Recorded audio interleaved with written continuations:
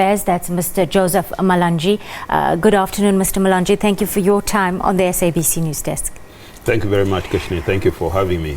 Welcome. Let's get right into it. Can you just put into context for us what we see unfolding in the DRC right now, taking into account the country's painful history, because we don't want to take a peripheral view of what's playing out right now?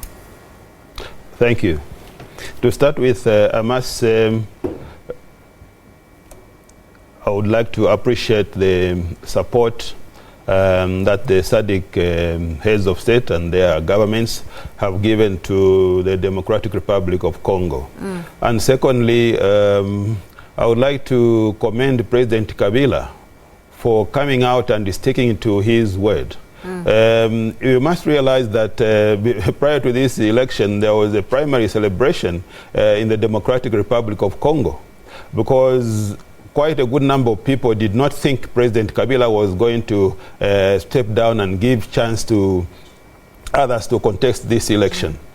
So, one, President Kabila stood to his word.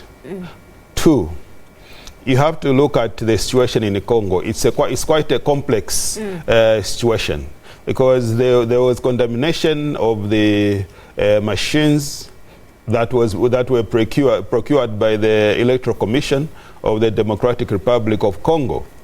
But you have to look at the scenario. This is the country which has got 600 political parties. This is a country which had 15,600 plus members of parliament contesting. So it is quite a complex situation, and it's from that premise that we actually commend President Kabila for having had come up with CENI, because you must realize that all being equal, these elections in the Democratic Republic of Congo actually qualify to be part of their tourism attraction. Why do you say that? This is a country which has just had the 3 elections from for the past 60 years. So it is something that is new to quite a good number of people in the Democratic Republic of Congo. And when you look at the setup of the election which took place this time, CENI applied quite a good degree of transparency. The machines, in quite a good number of places where we had put our observers, performed tremendously well, as opposed to the situation which was prevailing before the election. People thought the machines were not going to work. But given the numbers of the participants, that was the only solution, and the machines did quite a commendable job. All right. President Lungu has issued a statement. I've read that the SADC chair organ on politics and defense in that capacity, suggesting a government of national unity for the DRC. How widely did he and thoroughly did he consult with SADC on that one? Obviously, he had consultations with quite a good number of stakeholders, heads of state in the SADC region inclusive.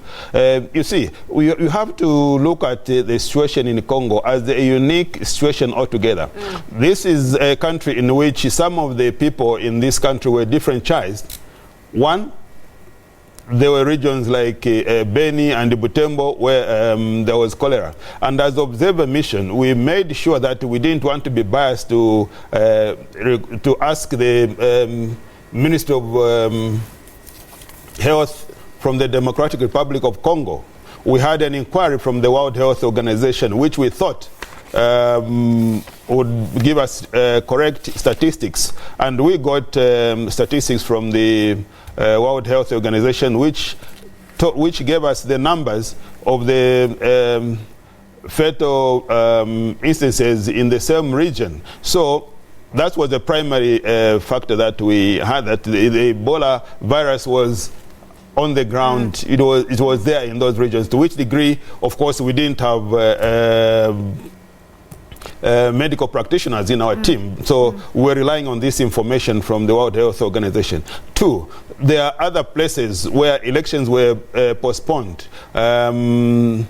on the with the reason of insecurity in those areas. So those people that were differentiated, and when you look at the concerns that are being brought up, much as that has been indication has been given to the would-be stakeholders, you must realize that one of the candidates yesterday filed a petition with the Concord in the DRC. Yes. So I will not dwell much on that one because it will be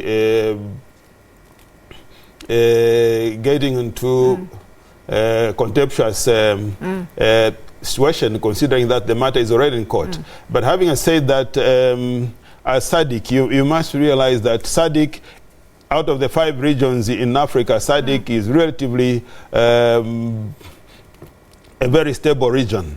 And it is from that premise that the heads of states would want to make sure that you have dialogue, you have an inclusive government to the person that has been declared the winner of this election. Yes. It's a win-win situation that we are looking at. You know, we should not wear a metal jacket. We are looking at making sure that peace prevails in the country. South Africa is a non-permanent member on the United Nations Security Council. Well, they're also proposing a mediation team that will also include women to go and engage with stakeholders in the DRC. Do you think this will be accepted by members of the United Nations Security Council at this juncture?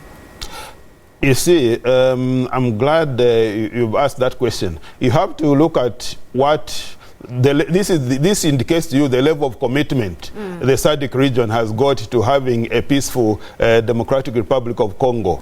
That was before the elections, and even after, during the elections and after the elections. I must tell you that there was quite a good number of engagements with the heads of state and the incumbent President Kabila whilst this process was going on in the DRC. So it is from that premise which I would agree with the South Africa as member of the UN Security Council that we should find a good approach from which we can try and put in place a peaceful resolution in this region. Because this is the region where a good number of people were differentiated in the election. Yes. So let's find a way through which we can harmonize this. Much as there would be a victor in the election, we have to see how we are going to harmonize this. What are the chances, Mr. Minister, of this kind of unity that we all want coming to fruition? It does appear rather slim now with the Fayulu court going to Constitutional Court a few days ago. Keshni, necessity knows no law. We are looking at what is the best route that we can use to have an amicable solution in the Democratic Republic of Congo. We must appreciate their sovereign jacket from which quite a good number of things have got to be executed. But much as we appreciate the Electoral Commission, they are doing a commendable job. The heads of state surrounding this country in the SADC region must equally come up with solutions that they feel, if taken, the Congolese government and other stakeholders will come to an amicable solution and have a peaceful solution after this election. Zambia's Foreign Minister, Mr. Joseph Malanji, thank you for your time on the SABC News Desk. We do appreciate your invaluable insights. Thank you so much.